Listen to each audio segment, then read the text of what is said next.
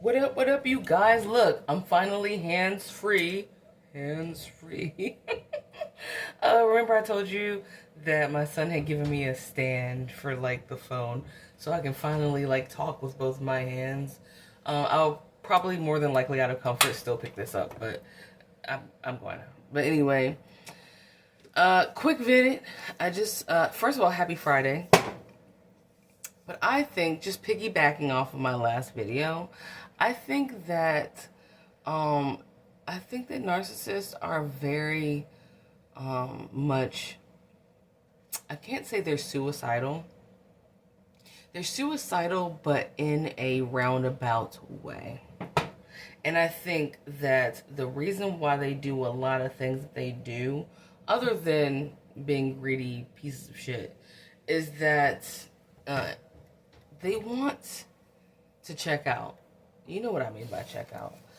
But I really think that they want to get you to do it for them. Because, like all things, narcissists don't exactly do anything for themselves.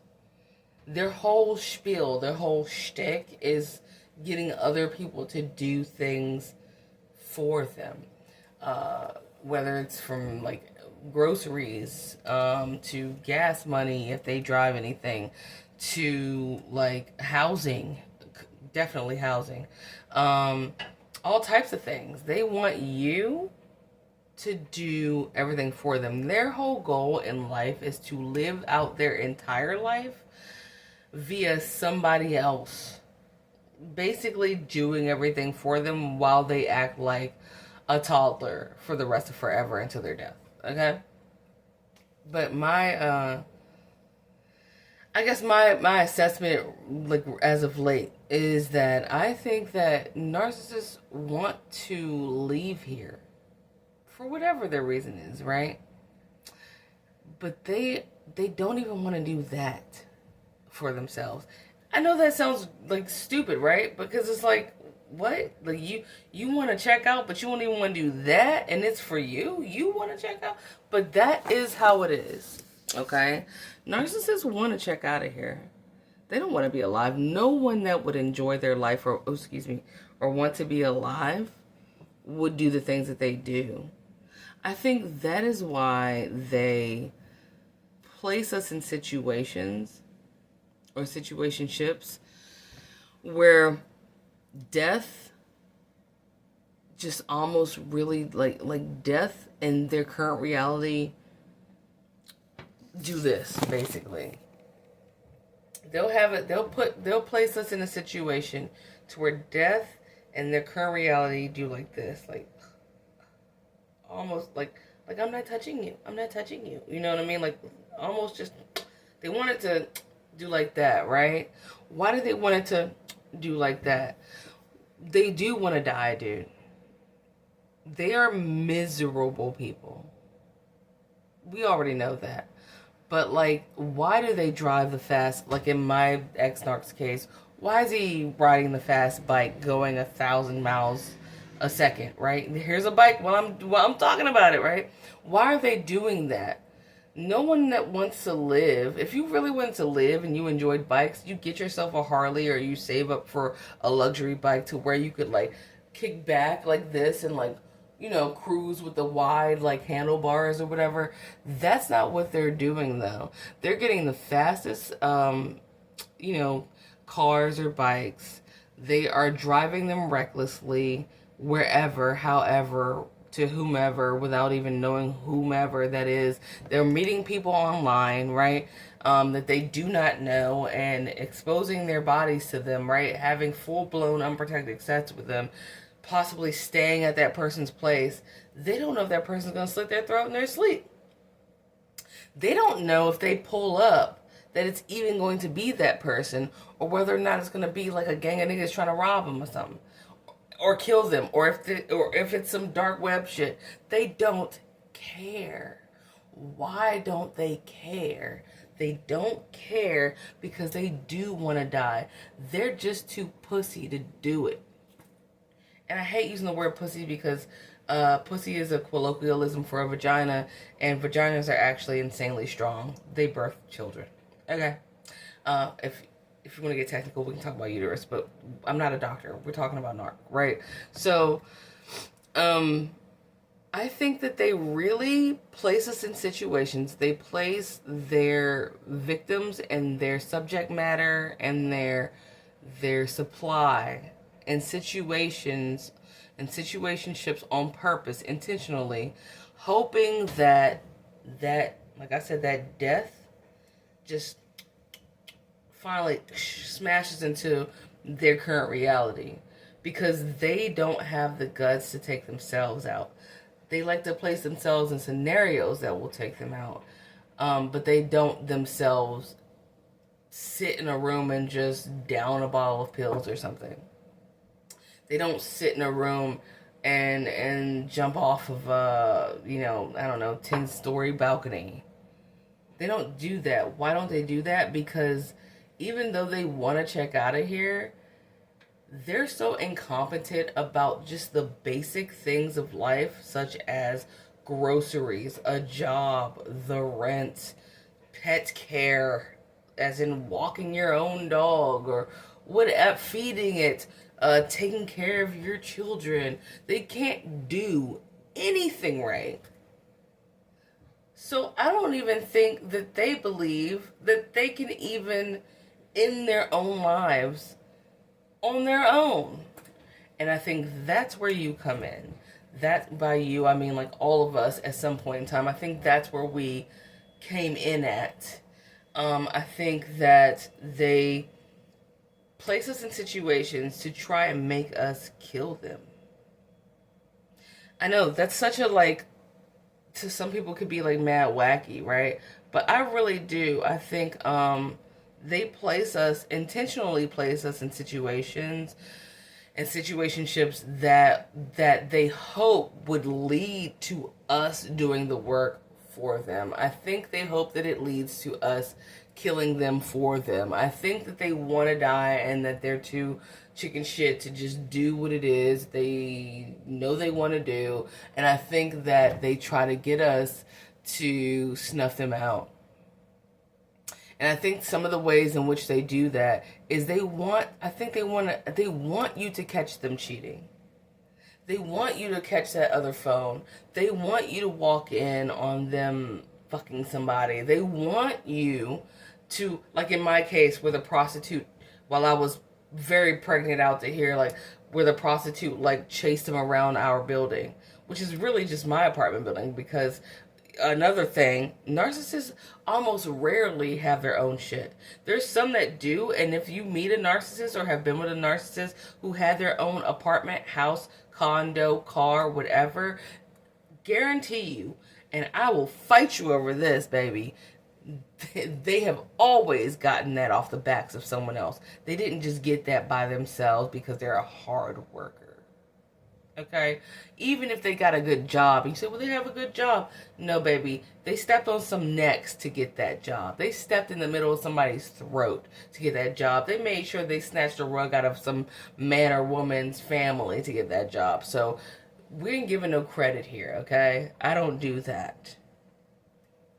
Anyway, yes, they will always move into your shit. Okay? I thought my dad had a house for the longest time. Alright? It took me years before I was like, I think I was talking about the Native American decor in that home from my childhood, where I used to have to visit him occasionally. And like, he was like, oh no, that was Tina's house. His ex-wife's name was Tina, right? And I was like, the whole time that was her house? He had all his shit in it. It was decorated the way he wanted it to be, right? But the whole time, this dude was arguing with this bitch in her house. That was always her house. That was never his, bro. I was like, right? Because he posed as if it was his. Now thinking back, the arguments made sense, because a narcissist, another way they try to get you to kill them, is they will always disrespect you in your house. They will always come into your space and treat you like utter shit and trash in your space. And there's nothing more devastating than fighting with someone that's not on the lease, bitch. Huh? Where they do that at? What? Who has the ball? If I were in anybody with a brain, Scarecrow bitch, minus the wizard, would instantly know. I bet even Scarecrow would have told you this before even meeting the wizard, who wasn't even real, right? If you were staying in someone's house, bitch, you need to walk on eggshells. Because why lose your home disrespecting the hand that's housing you? Not biting the hand that's feeding you. You might be feeding yourself, but it's a hand that's housing you. No one, like, you can get kicked out at any time, dude. Like, and first of all, squatters' rights, eat a dick, because I don't believe in squatters' rights, okay? So, there's freeloading, and then there's paying your bills by your labor, okay? So, nah, man, but they love to do things like cheat on you, make it so close that you catch it. They want you to catch it so they can gaslight you and make you feel like trash or inferior. They also love to disrespect you in your home. All those arguments my dad was having in that home that I thought was his house, that it was decorated in Native American garb because he liked it. She didn't like it. She liked plants. My ex-stepmom, who's now deceased, loved plants. He made sure he ridiculed that bitch about having plants. He made sure that she got rid of her pet. That's another thing they'll do. They'll lie and say they're allergic. That has happened to me. Either they're allergic, or their pet don't get along with your pet, or whatever it is. But they'll try to figure out a way to make you get rid of everything that you love and like. And pets are one of them. Kids are another. They'll try to make you think your kid is so bad that you should relinquish them to the system.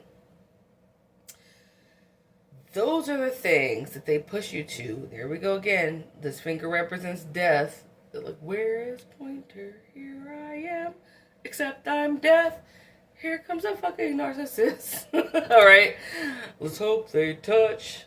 Yeah, no. They really want death to, like, smash into them. But, again, they want you to get so fed up with things. They like to make sure that they touch every one of your buttons that's labeled explode. So if you're a really good parent, they want to make sure that they're abusive verbally and mentally to your child so that you explode and kill their ass. Because that can happen pretty damn easy. They want you to walk in on them having sex with your best friend or your mother or your father or your child. I'm not talking about a baby, hopefully, like that. That's what I'm talking about. I'm talking about, like, if you are older and you have an adult child, they want you to walk in from a hard day of, I don't know, hard day's work, or from buying something possibly from them, and walk into them having sex with your adult child, daughter, or son on your bed, bruh. They want you to kill them so they don't have to do it themselves because they can't even die on their own. That is how sad they are. This is why we have been brought to these insanely pivotal, screwed up moments in time that are almost so egregious that if you told anyone, they'd instantly be in disbelief if you said, like, yo, this dude did this chick did this to me, bro. They want you to be so insane. That's why they mess with your mind, too. They want you to be, first of all, sleep deprivation, because we know they love that. They love you to be sleep deprived. They love you to be mentally, emotionally, and physically exhausted. And they love to break down, like if you have a talent or something, they love breaking that down. They'll break down your talents. They love people with talent because they want to make you feel inferior so that you stop creating, so that you're depressed within your, like, imagination. They want to smash that too. And they want you to be so detached and not in tune to God and everything around you that it's easy for you to snap, flip out, and kill them because they can't do it themselves. They don't have the guts. Anyway, this is sporadic. I know a lot of my videos are sporadic. I'm drinking my little lime LaCroix. I'm not advertising for them, so I'm not even gonna really show you the label, but I'm drinking my lime little seltzer water or whatever. Regular water is just like really boring to me. But anyway, look at those telltale signs. When you think back to it and to most of those arguments, and some of you, like myself, may have pulled a weapon on them at a couple of points in time. Did they run? No. When I've drawn a weapon on that narcissist, he didn't run. He wanted it. He wanted it. And I'm convinced that they want to check out so bad because of their contract with the devil, bro, that they will do and go out of their way just to try to get somebody else to do it. And they're hoping that that person is you. Don't fall for that. I saw something on TikTok the other day, and I know we're going on 16 minutes. Let me hurry up. But I saw something on TikTok the other day where this dude was just interviewing people on the street. And he asked this woman, he said, what's one thing that you regretted not saying to somebody, not telling somebody? And her answer actually shocked me because it was such an easy answer, like an obvious one, but at the same time, I had never thought of it. I went through everything but that. She said, the only thing I regret never telling someone is no. She said, I wish I had told my ex no, and I wouldn't have gone through some of the things I went through. Now, does that mean beat yourself up? No. But it resonated so hard with me that, like, yeah, the only thing I've ever regretted not telling someone is no. So going forward, knowing that these are the kind of people that are out there that want to simulate, not even simulate, but facilitate I'm going to call it a reverse suicide. I'm going to call it a backwards suicide. To push people to the brink of killing them so that hopefully they don't even have to have their own blood on their hands. Think about the fact that this is a new year. You made it. Congratulations. Let's high five. 2 high fives. All right? And don't be scared of the word no. Okay? Say it a lot this year, please. Just be like, no, I don't want to do that. You don't even have to say I don't want to do that. Just say no. All right? And I love you guys. I hope this video, like I always say, I hope this video makes sense because I spilled it out in the way that my brain is. And I want to give a shout out to one of our subscribers, which I don't consider you guys subscribers. I consider you guys like my literal family. Like, for real, I can't say my blood family. Love you guys, though. So shout out to Pukanu from the Metro, who's an awesome author, and I'm glad I ran into you. I hope I got your name right. If I didn't, call me out in the comments and tell me how to really pronounce it. All right. Anyway, I love you guys. Have an amazing, beautiful weekend. And your life is valuable. And I love you.